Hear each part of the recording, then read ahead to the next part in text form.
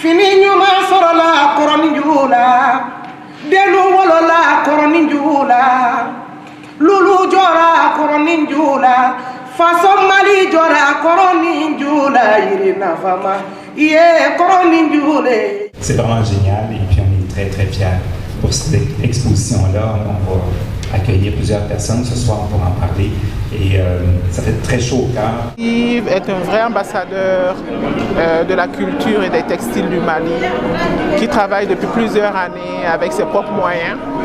Donc je suis venue pour témoigner de notre amitié, fraternité, solidarité des peuples les uns envers les autres dans un secteur qui est celui de la culture. Il a envie de faire connaître, de faire partager l'art, la culture, le savoir-faire du Mali avec lequel il est tombé, je ne sais pas si on peut dire en amour, mais en tout cas en connexion. Et ça fait plaisir de voir un autre aspect cette richesse culturelle.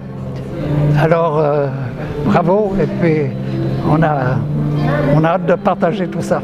À travers cette exposition, les artistes et les artisans maliens vont avoir l'opportunité vraiment de tisser aussi des relations avec des artistes ici pour faire rayonner la culture malienne, pour faire rayonner l'art malien.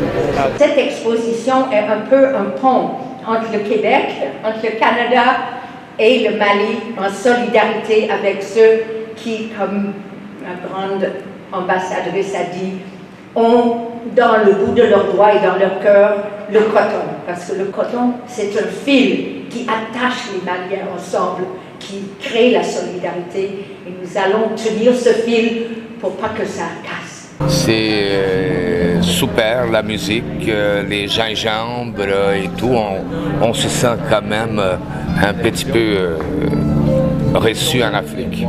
Chaque dessin, chaque petit signe signifie quelque chose.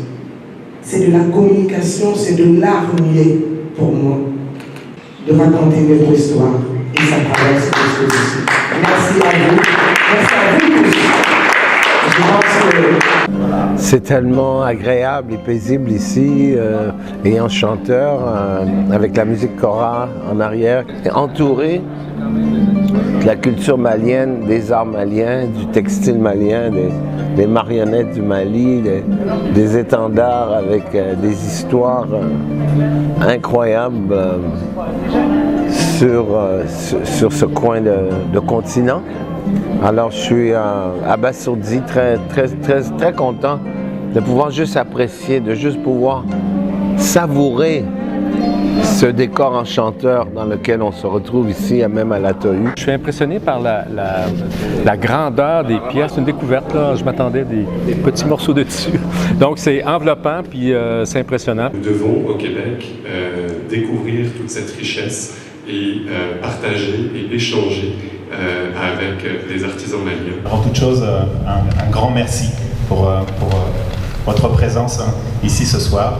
Et ça me fait vraiment chaud au cœur.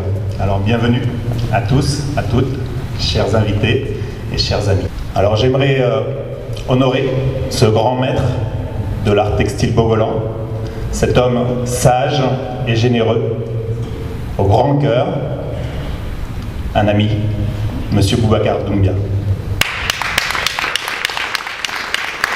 Je nomme Monsieur Mamadou Nango et son épouse, Madame Erika Pomerance.